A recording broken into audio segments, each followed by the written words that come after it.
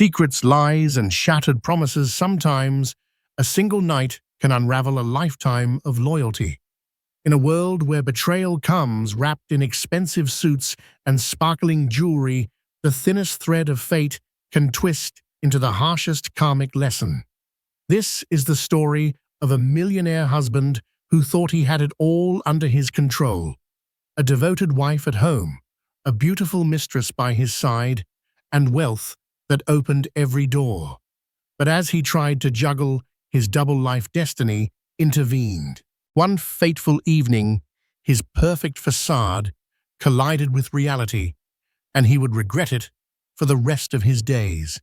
Alexander Harrington was a man of impeccable taste and boundless wealth. At 39, he had already built a sprawling real estate empire that stretched across continents. His name graced the covers of business magazines, and society columnists praised him for his charitable contributions to the Harrington Children's Foundation. The city's elite admired him, the media idolized him, and countless women fantasized about becoming the next Mrs. Harrington. Behind the polished sheen of his public image, though, lay the gritty truth of a man who thrived on secrets. At the heart of his success lay a restless ambition. Nothing was ever enough, no deal too small, no trophy too big. When Alexander wasn't closing corporate acquisitions in Hong Kong, hobnobbing with the British aristocracy at black-tie galas, or negotiating high-stakes property ventures in Dubai, he indulged in the dark thrill of extramarital affairs. His first wife, Mia Harrington, once believed that their love was unbreakable.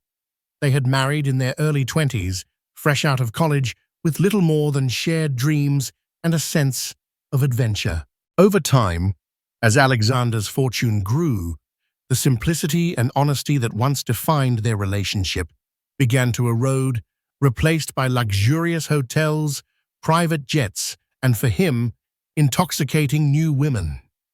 Lately, though, one particular mistress, Eva Monroe, had become a constant in Alexander's hidden life.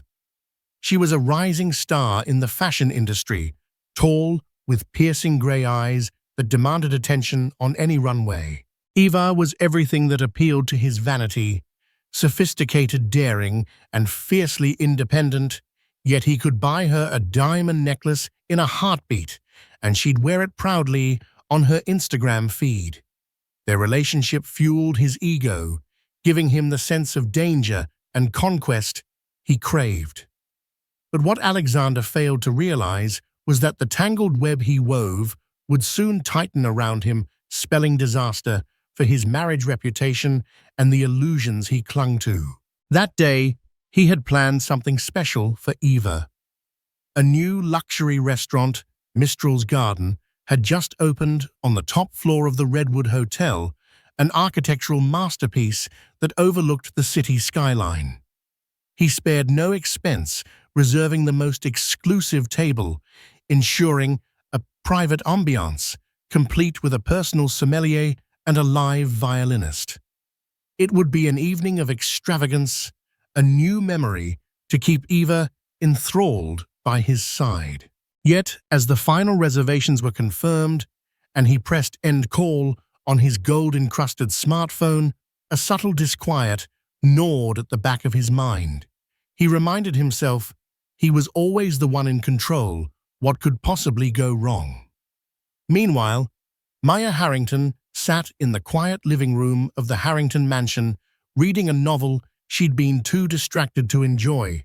She glanced at the antique clock on the marble fireplace, noting it was already 7 in the evening. Alexander had not called nor texted. She wondered where he was, who he might be with. A pang of regret and frustration surged through her chest. How had life come to this? Years ago, Mia had graduated from an Ivy League university with a degree in art history. She was brilliant, once recognized for her keen insights into Renaissance paintings and her fluency in 4 languages. Initially, she aimed to become a curator at a world-famous museum, or an art advisor to wealthy collectors. Her dreams shifted, though, when Alexander's real estate ventures exploded into success, catapulting them both to new heights of wealth. She had followed him to glittering galas in New York, art auctions in London, and philanthropic events in Paris. Yet as her husband's empire grew, Mia found her own identity shrinking behind the imposing shadow of Mrs. Harrington. She tried to reassert herself with philanthropic work, actively supporting the Harrington Children's Foundation, even establishing the Mia Harrington Arts Scholarship for underprivileged youths. But her busy schedule and her heart revolved around Alexander, who seemed to show up less and less in their sprawling house. He was in business meetings abroad, traveling to exotic locales with an entourage that she feared might include more than just lawyers and personal assistants. Some nights she cried herself to sleep, burying her face in the crisp Egyptian cotton pillows. Other nights she steeled herself, determined to play the role of a perfect wife, one that would never cause a scandal or rock the boat. But suspicion is a stubborn guest once it moves into your mind.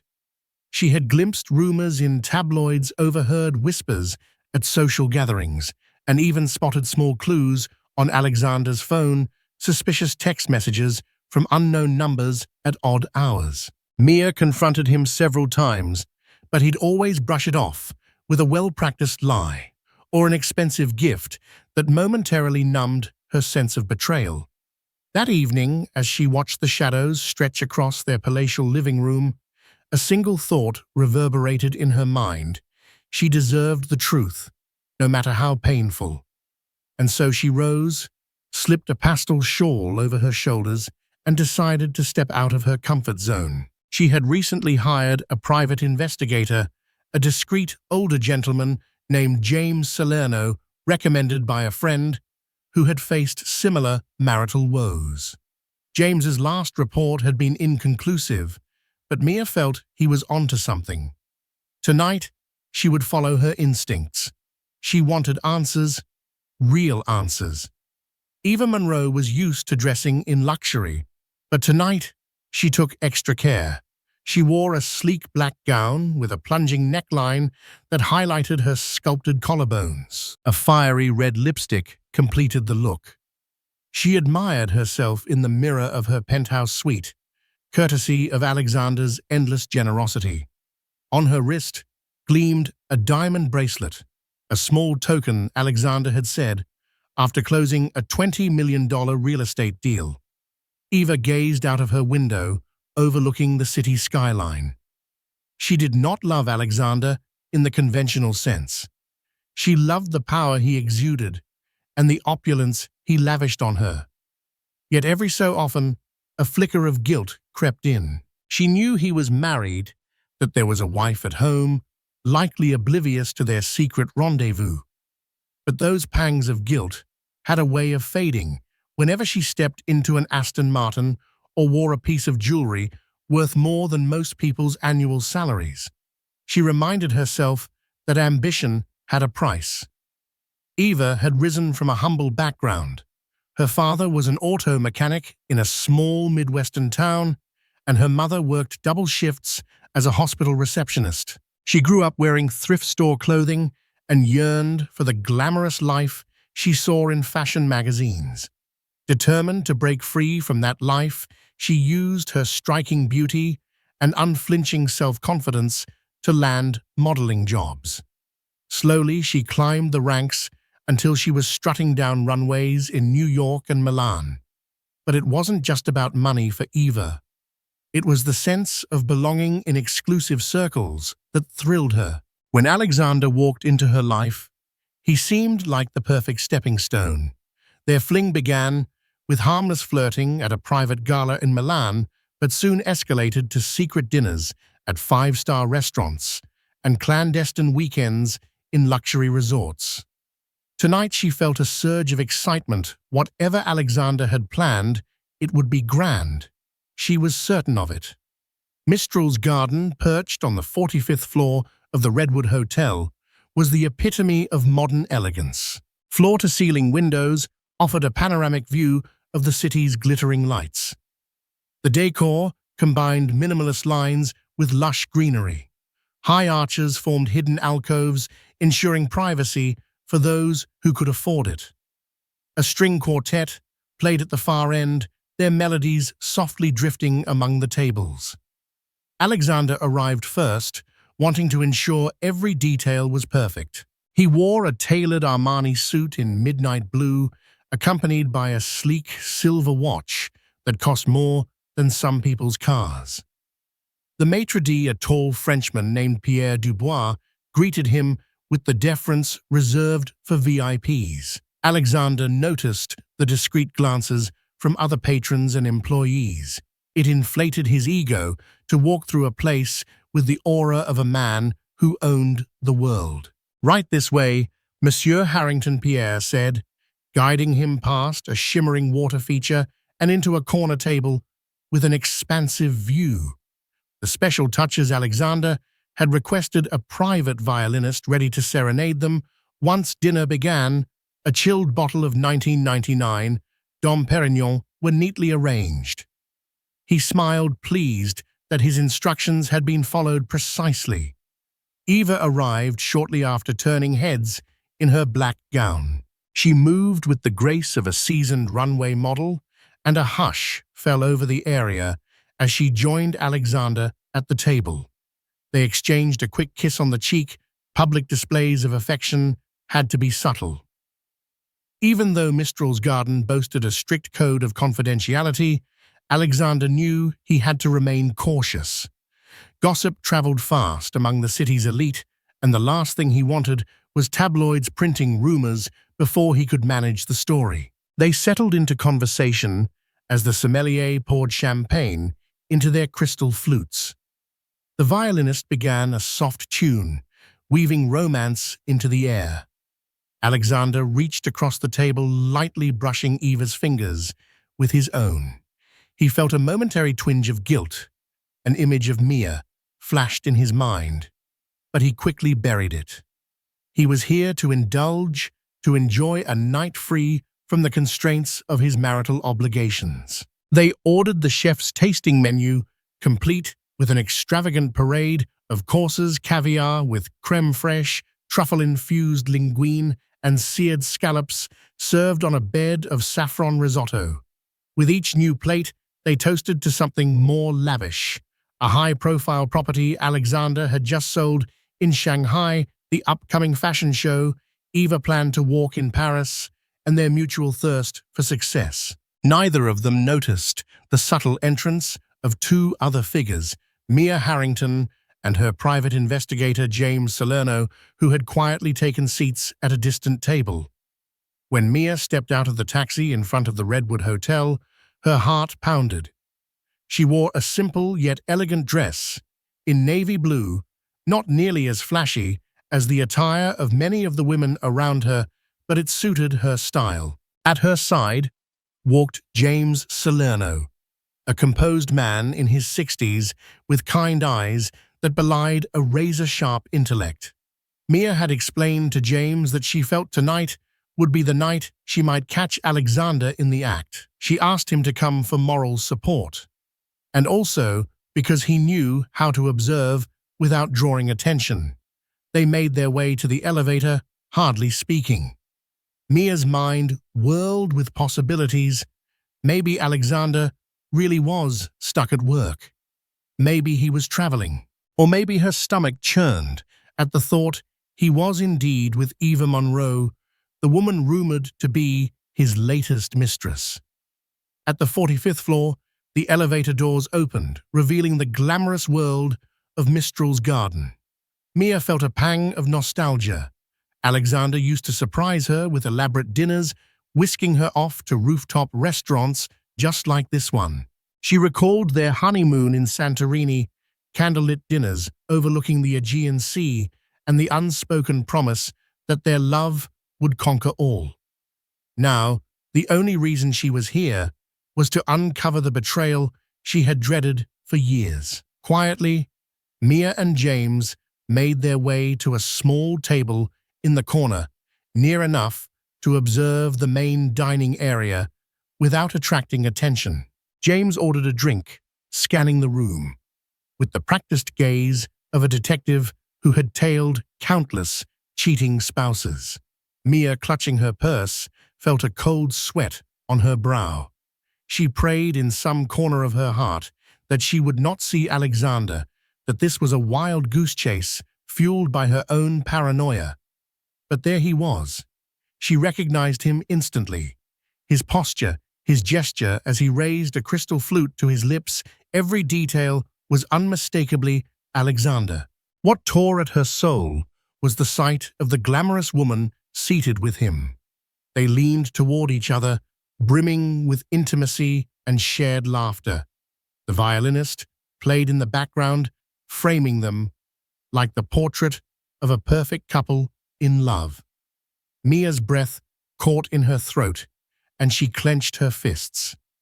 If James had any doubt about the man's identity or the nature of his company, the way Alexander gently caressed the woman's hand provided grim confirmation. With a trembling hand, Mia reached for the menu, hoping to hide her face.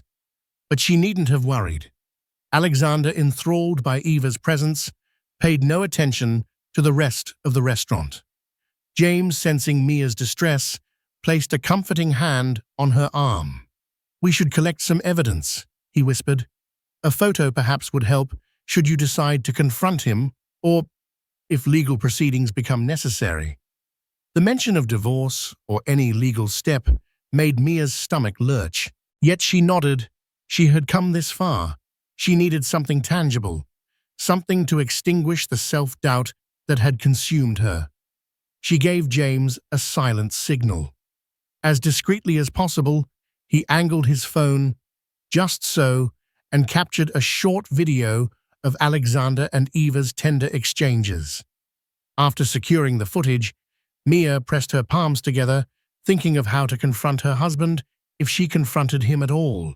Her mind flashed to the humiliating reality that if she made a public scene, she might become tabloid fodder. Alexander's name carried clout. She imagined hateful headlines, portraying her as the scorned, bitter wife, or plastering pictures of her heartbreak all over the internet. She also thought of the philanthropic events they co-chaired, of the society ladies who would whisper behind her back.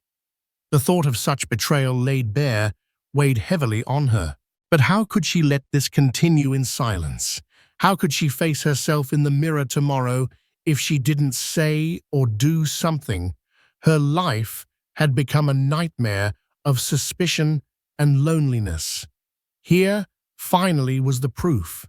The ache in her chest turned into a burning sense of injustice, a righteous anger that demanded release. James, ever the professional, remained calm. "We can leave now, Mrs. Harrington," he suggested gently. "You have your evidence. We can strategize a better time and place." But Mia shook her head. Something snapped inside her, something that refused to let her walk away silently yet again. "No," she said, her voice trembling. "I need to face him." Unbeknownst to Mia, her decision to confront Alexander that night would set off a chain reaction of events neither she nor Alexander could have predicted. Just as she mustered the courage to stand, James placed a hand gently on her shoulder. "If you're going to do this, I'll be with you every step of the way." She nodded, grateful for his support, even though she felt small and vulnerable. Meanwhile, across the restaurant, Eva Monroe excused herself to go to the ladies' room, leaving Alexander momentarily alone at the table. He sipped his champagne, reflecting on the string of extravagant dates he had indulged in with Eva.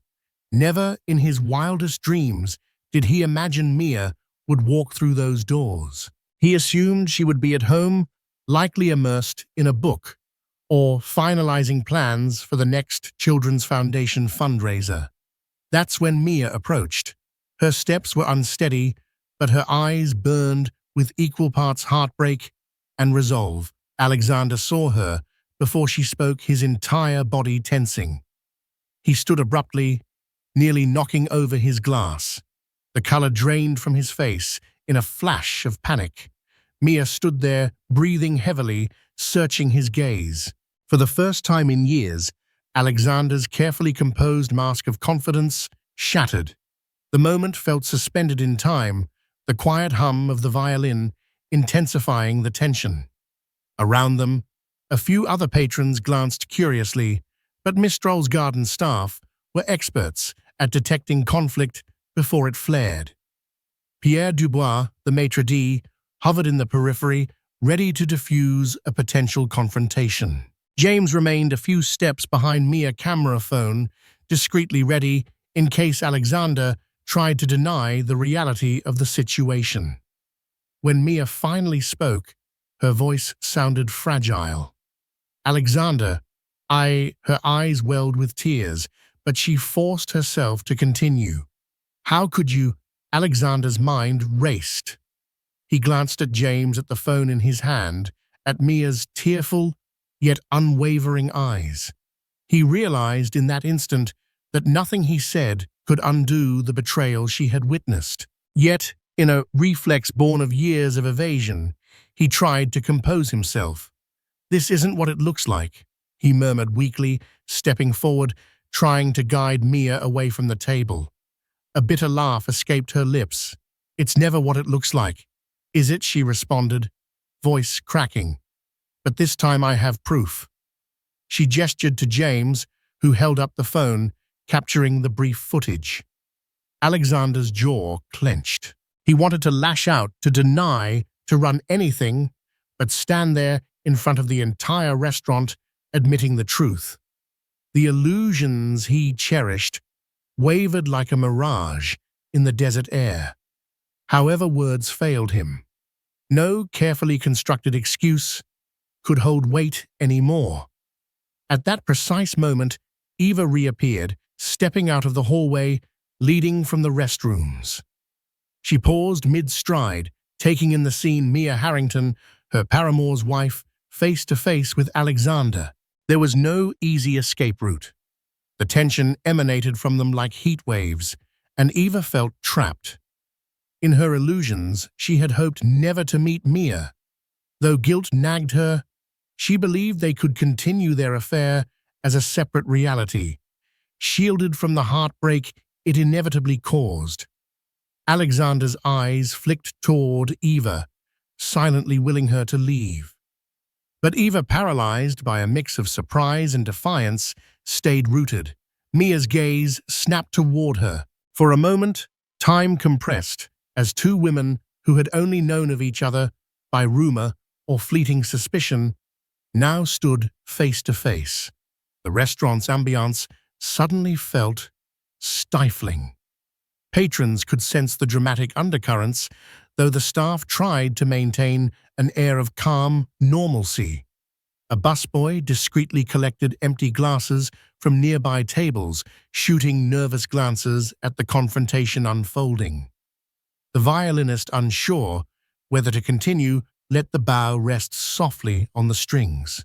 Mia's voice steadied. "So you're Eva Monroe," she said, her tone flat, though her eyes brimmed with raw emotion. Eva said nothing, swallowing the lump in her throat.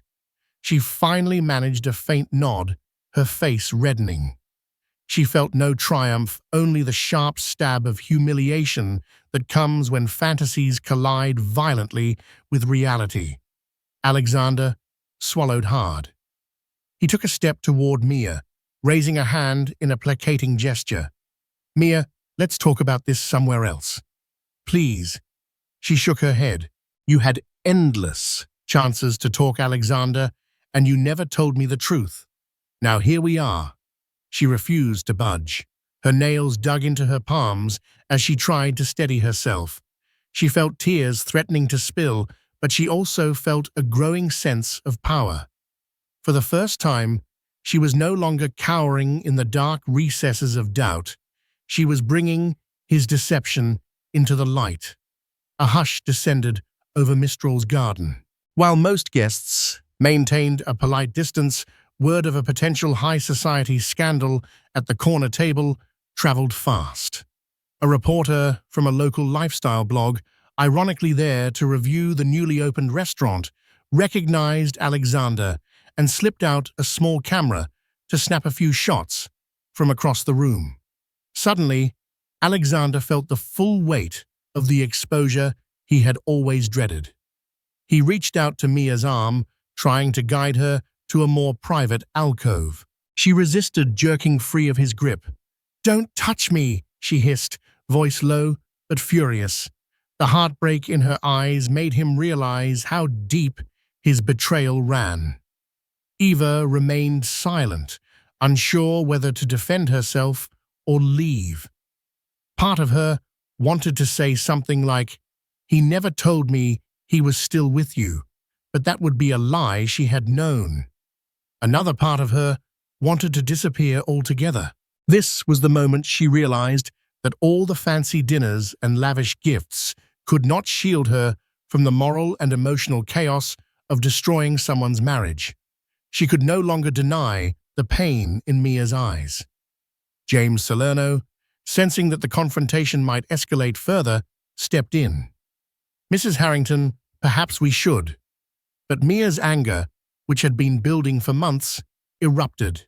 "You have the nerve to act like you're concerned for my dignity now, Alexander," she said, voice trembling. "After parading this woman around one of the most exclusive restaurants in town, did you think I would never find out? That my life is just a side note in your endless quest for more?" Alexander's composure cracked. He stood there unable to respond, because every defense sounded hollow, every apology insufficient. He dared to look at her face, the woman who had supported him from the start, and saw that same face crumpled by betrayal. Out of the corner of his eye, he noticed a camera flash. Some onlooker had snapped a photo. Panic rose inside him. His empire, his carefully curated image, everything could be tarnished in one fell swoop. But this was not a business negotiation. No bribe or well-chosen excuse would salvage the situation. He had to confront the fact that for the first time in his life, he was not in control. He felt a wave of regret so profound it nearly took his breath away. In the aftermath of that harrowing scene, Mia turned on her heel and stormed out, tears spilling down her cheeks. James followed, pausing briefly to glare at Alexander, an admonishing look that spoke volumes about moral integrity. Eva stood frozen. Alexander, his face pale, hurried after Mia, leaving Eva alone, amid silent onlookers and staff who were clearly uncomfortable. Pierre Dubois quietly apologized to nearby tables, assuring them that Mistral's garden strove to maintain a peaceful atmosphere and offered complimentary dessert to soothe nerves. By the time Alexander reached the hotel lobby, Mia had already stepped into an awaiting cab with James beside her. She refused to look at Alexander even as he banged on the window, begging her to talk. The taxi pulled away, merging into the city traffic, leaving him standing under the bright lights of the Redwood Hotel's entrance, feeling more alone than he had ever felt in his life. A few blocks away, Mia pressed a hand to her mouth, stifling sobs. She could hardly believe what had just happened. Part of her felt a surge of relief that she finally had proof. No more gaslighting, no more living in the shadows of suspicion. Yet the relief was buried under layers of heartbreak. James gently patted her shoulder, whispering words of comfort. He suggested she take time, consult a lawyer if necessary, and above all, prioritize her emotional well-being. Mia nodded numbly, her eyes staring unfocused at the passing city lights. She realized a chapter of her life was closing, but she had no idea what would follow. Meanwhile, Alexander returned to the restaurant to collect his coat and found Eva waiting near the entrance, her eyes downcast. She offered a half-hearted apology, something along the lines of, "I never wanted it to happen like this." But the words felt insubstantial. She, too, could see the writing on the wall. This scandal wouldn't just vanish. For Alexander, the immediate concern was not just the wounded pride, but the monstrous repercussions that would follow. The next morning, the tabloids exploded with rumors. A grainy photo of Alexander reaching out to Mia in the Redwood Hotel lobby found its way onto a gossip blog, which was then picked up by multiple outlets. The headlines ranged from billionaire Harrington's cheating scandal exposed to exclusive Alexander Harrington's public showdown with wife. Some publications dragged Eva's name into the spotlight, linking her modeling career to the scandal and speculating about hush payments or secret gifts. Alexander woke up to dozens of missed calls and frantic messages. His public relations team was in a tailspin.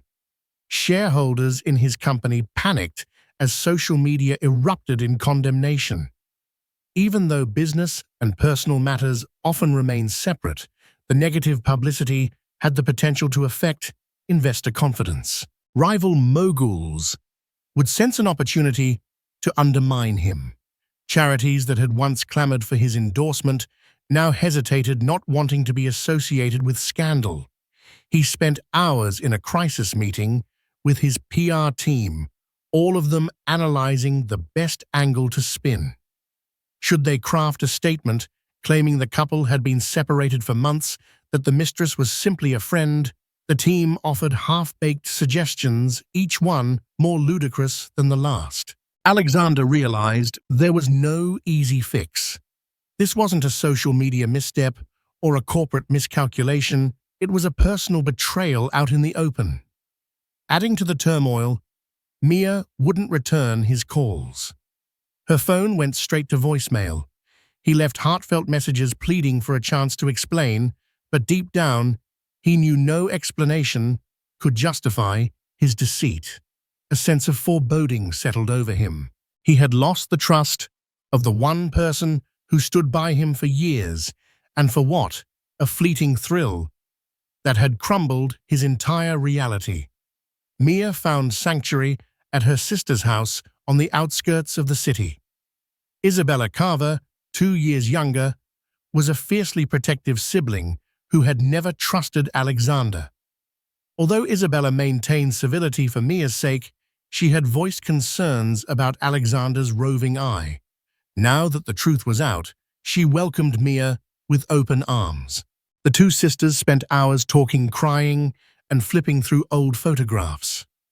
Mia confided that she felt both devastated and strangely liberated. No longer forced to pretend her marriage was intact, she could finally contemplate her future in an honest light. But the question of next steps loomed large. Would she file for divorce? Could she handle the public fallout? Isabella offered encouragement. "You have money of your own, Mia. You have the foundation and the scholarship program. You have your degrees and your talents. You don't need him." Her conviction gave Mia hope, but heartbreak is never a clean cut. Love doesn't dissipate the moment betrayal is confirmed. Amid their discussions, Mia's phone pinged repeatedly with voicemails and text messages from Alexander. She felt a swirl of anger and longing. She missed the man she had married, not the man who had orchestrated secret dates in fancy hotels. She played a few of the voicemails, hearing his apologies tumble out, raw and desperate.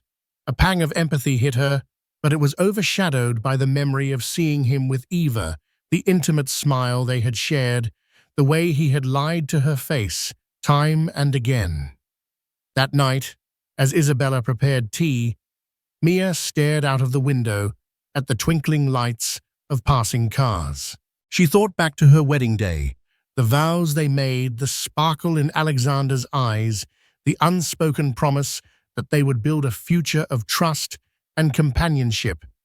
Now, it all felt like a distant fable. While Alexander wrestled with damage control, Eva Monroe found herself at the center of a social media firestorm. Overnight, her Instagram account swelled with hateful comments. Detractors labeled her a homewrecker, telling her she didn't deserve her modeling career or the luxurious lifestyle she flaunted. Even her professional opportunities took a hit. One prominent fashion label quietly dropped her from an upcoming campaign, citing scheduling conflicts, but Eva knew the real reason. She had never anticipated this level of public scrutiny. Her illusions of living a secret, glamorous double life were shattered. Could she blame Alexander entirely? She was complicit. She accepted his gifts, his affection, and the lies he told about his marriage.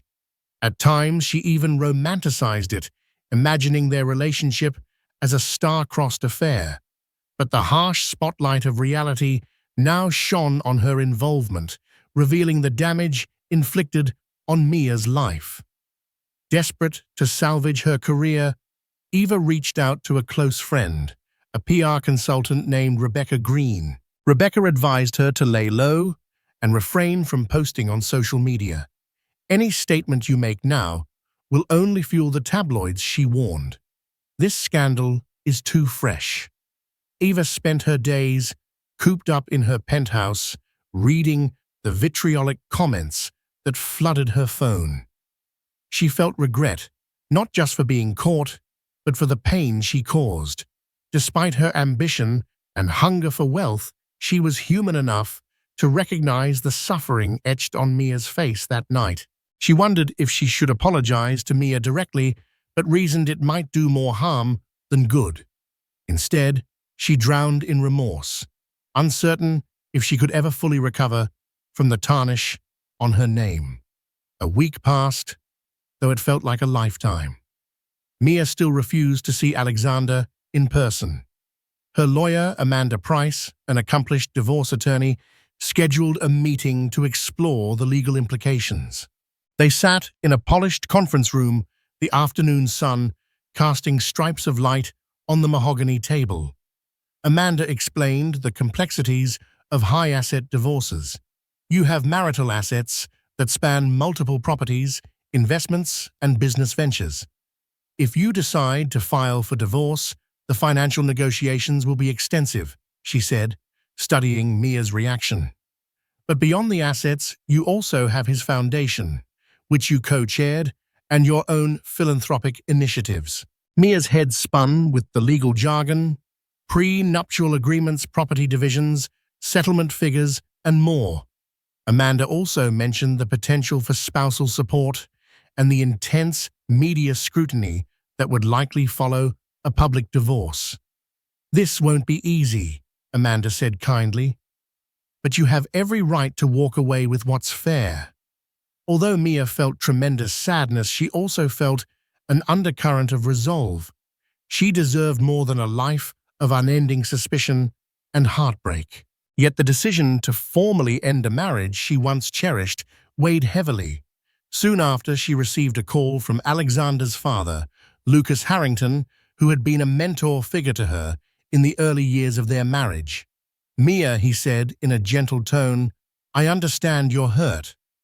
Alexander was wrong, no question about it. But consider all the history you two share. Consider therapy, perhaps. He's willing to do anything to earn your forgiveness." Mia listened, tears forming. She had loved Alexander once intensely. Part of her yearned to see him change, to restore what they had lost.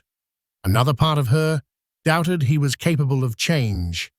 Cheating wasn't a one-time lapse, but a pattern of behavior.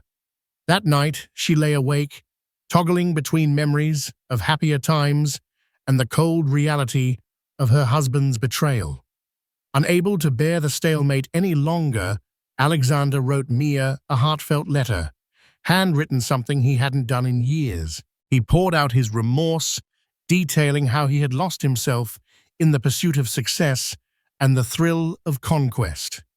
He wrote about their early days, how much he admired her intelligence and passion, how he missed the warmth of their shared laughter. He admitted there was no excuse for what he did, and that he might never regain her trust. But he pleaded for just one chance. He had the letter delivered by a courier to Isabella's house, accompanied by a bouquet of lilies, Mia's favorite flower. When Mia opened the envelope and began reading, tears streamed down her face. The words touched a part of her that still loved him.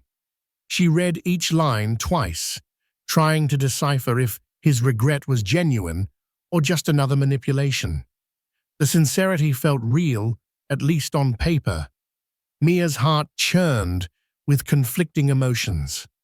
On one hand, she felt validated seeing Alexander lay bare his faults. On the other, the weight of his betrayal still pressed on her chest like a heavy stone. Could she trust him again? Could therapy or time heal such a deep wound? She set the letter aside, letting her tears dry. She prayed for clarity, remembering how their wedding vows had included the phrase, for better or worse. This was certainly the worst, but did she have the strength or desire to try and salvage what remained of their bond? It took a few days, but Mia agreed to meet Alexander under one condition. She wanted a public setting where he couldn't spin illusions, and she wanted James Salerno to be present as a witness. Alexander reluctantly agreed, fearing a scene, but desperate for any chance to speak with her. They chose a quiet corner table at a downtown cafe, Violetta's Gardenia, a far cry from the upscale restaurants they once frequented. Mia arrived first, accompanied by James. She wore a simple blouse and slacks, her hair pulled back in a neat bun. When Alexander walked in, he looked thinner, as though he had hardly slept or eaten. The weight of his shame and regret was palpable. As they settled, Mia laid out an ultimatum. If Alexander genuinely wanted to reconcile, he had to cut ties with Eva, immediately no contact whatsoever, and agree to couples therapy. She demanded full transparency with his finances, phone, and travel schedules. Lastly, she insisted he make a public statement, acknowledging his wrongdoing not as a PR stunt, but as a genuine attempt to quell rumors and let the world know he was committed to repairing his marriage. Alexander listened, his eyes downcast. He nodded at each requirement, finally glancing up to meet Mia's gaze. "I'll do whatever it takes," he said, voice hoarse. "I don't want to lose you." Mia's heart softened slightly, but her guard remained. She had heard him make empty promises before. Was he sincere this time? Faced with the possibility of losing her forever, James remained silent but vigilant, scanning Alexander's face for signs of deception. They parted ways with no immediate resolution. Mia told him she would consider his willingness to fulfill each requirement over time, but made no guarantees. For Alexander, it was a bittersweet relief. At least he had a path forward, uncertain though it was. Eva Monroe received a short, businesslike text from Alexander. "We can't see each other again. I'm ending this. I'm sorry." She felt a pang, a mix of anger and heartbreak. Though she had anticipated this moment, what other outcome was possible after the public exposure, it still stung to be summarily dismissed. In a moment of desperation, Eva tried to call him, but he never picked up. She left a voicemail tearfully asking for some closure, to which there was no reply. The finality of it washed over her, leaving her with the bitter aftertaste of a relationship built on lies. She realized she had pinned some portion of her future on Alexander's wealth and influence, and now that had disappeared in a cloud of scandal. Her career continued to spiral. More fashion contracts slipped through her fingers. Some agencies labeled her too controversial, while others preferred not to be associated with someone embroiled in a public affair. The hush money or settlement she might have hoped for never materialized. Alexander's legal team likely warned him that any financial transaction now would only fuel the narrative of his wrongdoing. Depression set in, accompanied by self-loathing. Late one night, Eva found herself flipping through old family photographs, reminded of simpler times, before her ambition led her to destructive choices. She wondered if there was a path to redemption, or if she would forever be branded as the woman who tried to steal another's husband. She toyed with the idea of returning to her hometown, perhaps reuniting with her parents to regroup. The city no longer felt welcoming. It felt like a stage where she had been booed off by an unforgiving audience. Alexander took the first tangible step toward atonement by issuing a personal statement: no glitzy PR spin, no sugarcoating. He acknowledged his deep errors in judgment and expressed remorse for the pain he caused his wife Mia. The statement, published on his official social media channels and circulated to media outlets, read more like a personal confession than a corporate memo. Some critics dismissed it as damage control, but many saw the raw sincerity behind it. He also began attending therapy sessions, both individually and with Mia. The sessions were grueling. At the first couples therapy session, Mia unleashed a torrent of pent-up resentment. She recounted every instance she felt neglected, every suspicious moment that Alexander had tried to dismiss. The therapist, a gentle yet firm woman named Dr. Cassandra Barrow, guided them through the emotional minefield, urging Alexander to confront the root of his behavior, the incessant desire for more, the intoxication of power. Outside the therapy room, Alexander struggled to keep his business afloat. Some deals fell through. A few influential partners grew wary of associating with him until the scandal died down. But in a twist of irony, the transparency he displayed began to earn back some respect among certain quarters. Business moguls who had once seen him as a cutthroat opportunist now recognized a man forced to reckon with his demons.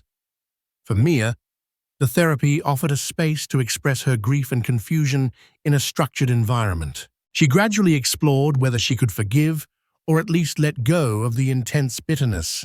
Yet trust was another matter altogether. Rebuilding trust with someone who betrayed her so deeply felt like an impossible mountain to climb. Just when Alexander believed he could manage the fallout, a deeper layer of karma arrived. An investigative journalist, Raymond Cole, published a scathing exposé on the questionable business practices of Harrington Real Estate worldwide.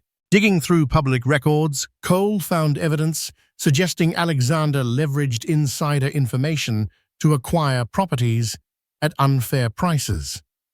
While none of it was outright illegal at first glance, the morality of it was questionable. Once the story gained traction, regulatory bodies took notice. An inquiry was launched into Alexander's real estate deals. The possibility of legal penalties and massive fines loomed. Investors panicked, causing Harrington Real Estate Worldwide's stock to dip. Board members grew restless, with some hinting that Alexander might need to step down as CEO to protect the company's reputation. This new crisis underscored the truth that betrayal often spawns more betrayal. The unscrupulous choices Alexander had made in business mirrored the deceptive choices he made in his marriage.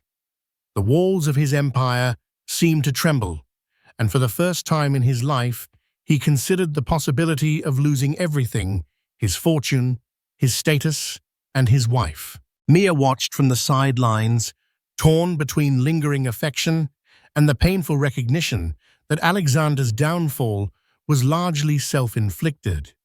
She saw how stress weighed on him, how the lines on his face deepened with each new development. He was reaping the whirlwind of his actions, paying a steep price. Yet she couldn't ignore the small voice inside her that still cared about him that whispered maybe this catastrophe would force him to grow into a better man. Amid looming legal challenges, public scorn, and a turbulent boardroom, Alexander persisted with therapy. He insisted on full openness, sharing daily updates of his schedule with Mia, handing over phone records, and inviting her to attend significant business meetings if she wished. His relentless efforts to demonstrate good faith were met with cautious acceptance. Mia had begun to see incremental changes. He listened more, apologized without deflecting, and tried to be present in moments that mattered. Eva Monroe, on the other hand, disappeared from the public eye. Rumor had it she moved back to her hometown, stepping away from modeling indefinitely. A few tabloids speculated about her next move, but the scandal's spotlight had shifted primarily to Alexander's potential business violations. For Eva, anonymity felt like a refuge now. James Salerno, still offering supportive counsel, advised Mia to keep her legal options open. Reconciliation is a personal decision, he said, but never close the door on protecting yourself. Mia took that to heart. She didn't withdraw the divorce papers, leaving them as a bargaining chip.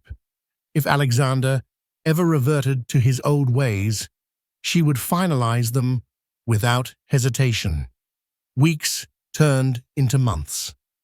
The firestorm of media attention gradually cooled, replaced by newer scandals.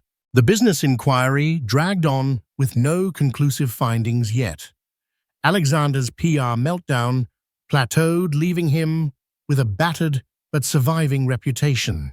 The Harrington Children's Foundation faced scrutiny too, but Mia's role remained untainted.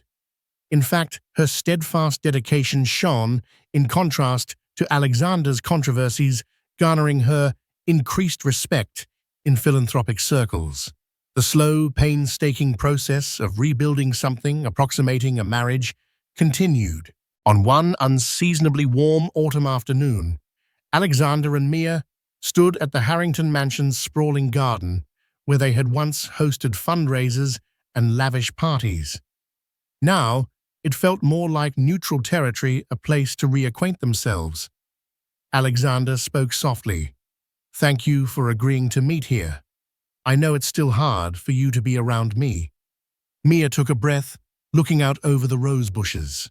Memories of happier days, their vow renewal ceremony, and even simple mornings sipping coffee on the veranda flooded her mind.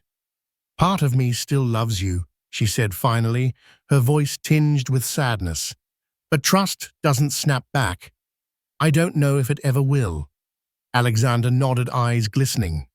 "I understand. I'm not asking for instant forgiveness. I'm asking for the chance to keep earning it, day by day." They walked together in silence, shoulders nearly touching, but not quite.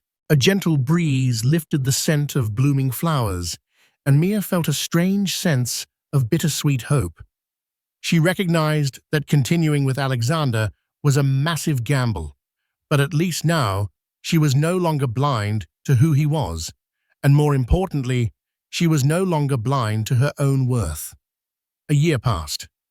Alexander stepped down as the active CEO of Harrington Real Estate Worldwide, allowing a seasoned executive to take over daily operations. He remained on the board, focusing on rectifying past questionable dealings under the scrutiny of the regulatory bodies. The process was arduous and humiliating, but it forced him to reevaluate his moral compass. Mia stayed by his side through part of it, though she insisted on maintaining her independence. She declined to resume the title of corporate wife, focusing instead on her art scholarship program and expanding the Harrington Children's Foundation. With Alexander's empire under fire, donations dwindled, but Mia's earnest dedication attracted new philanthropists who admired her integrity amidst the scandal. Couples therapy became less frequent as time wore on. The question looming between them was simple, yet monumental. Would Mia formally withdraw the divorce papers and remain married? Or would she end the relationship once and for all, Dr. Barrow, sensing the pivotal moment, asked them during a final session, Mia, do you believe Alexander is sincere in his efforts to be a better husband? And Alexander, do you accept that you may never fully regain the trust you once had, but still commit to this marriage, regardless? Mia hesitated, her gaze meeting Alexander's. She saw regret etched into his features, a humbler man than the one who had swept Eva Monroe off her feet in a rooftop restaurant. I believe he's sincere, she said quietly, but sincerity alone doesn't erase what happened. Still, I'm willing to see if we can build something new out of this mess. Alexander nodded, swallowing the lump in his throat. I don't deserve it, but I promise to keep proving myself worthy of another chance. On a crisp winter morning, Mia formally withdrew the divorce papers. She and Alexander held a small ceremony at the Harrington mansion, not a vow renewal, but a quiet acknowledgement of their decision to face life together again. Close friends and family attended, though it was nothing like the lavish affairs they once hosted. James Salerno and Isabella Carver were there, standing protectively beside Mia as she navigated her complicated choice. During the ceremony, Alexander read a short speech. He spoke of the mistakes he made, the suffering he caused, and the ongoing task of redemption he had set for himself. Mia stood there, tears brimming, reflecting on how drastically their lives had changed in the span of a year. They had lost so many illusions, but gained a grounding in reality that neither of them had before. Outside, paparazzi still clamored hungry for a fresh angle on the Harrington saga. But Mia had learned to tune them out. She realized that her self-worth did not hinge on public opinion or even the success of her marriage. She had found a strength within herself that would endure regardless of Alexander's actions.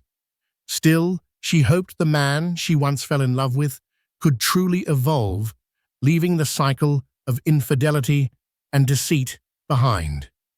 Alexander, for his part, remained acutely aware that a single misstep could shatter the fragile trust they had painstakingly rebuilt. In quiet moments, he felt a surge of gratitude toward Mia and an equally powerful wave of regret for how far he had fallen. The man who once walked with unearned confidence now approached each day with humility, determined not to squander this final chance. The story of Alexander Harrington, Maya Harrington, and Eva Monroe became a cautionary tale that circulated in social circles for years to come. Some looked upon Mia with admiration for her resilience and her willingness to give her husband a second chance. Others whispered behind her back, questioning if she was naive to trust him again. Alexander, for all his wealth and power, learned that even a billionaire's resources couldn't shield him from the fallout of personal betrayal. He had paid dearly in business and in reputation. As for Eva, she eventually returned to modeling in a smaller city, slowly rebuilding her portfolio with minor gigs. In time, she made a quiet apology to Mia through a letter, an attempt, however small, to acknowledge her role in the heartbreak. Mia never replied, finding it best to move forward without reopening old wounds. Still, she accepted the letter as a sign that some people, no matter how flawed, can feel remorse and search for ways to become better. Life did not revert to a fairy tale for Alexander and Mia. They still argued, still attended therapy on occasion, and still navigated the complexities of trust. But in those complexities, they found authenticity. No more illusions, no more hidden phone calls, no more double lives. Whether this new foundation would last a lifetime remained to be seen, but they were, for once, standing on the solid ground of truth. And there you have it. One lavish date, one fateful encounter, and one unthinkable betrayal that shattered a marriage on the brink. Alexander Harrington thought his fortune and influence could keep his secrets hidden forever, but life had other plans, mercilessly ripping away the mask he wore. Mia's heartbreak turned into strength as she demanded truth and accountability, refusing to be a silent victim any longer. Eva learned the hard way that stepping into someone else's marriage came with consequences far beyond the glitter of gifts and glamorous outings. If you found yourself captivated by this tangled web of scandal and redemption, remember that stories like this can happen in real life, though they're rarely told so openly. Please like, share, and subscribe to our channel if you want more dramatic real-life tales that peel back the layers of secrets, lies, and the powerful force of karma. Join our community and never miss a story again.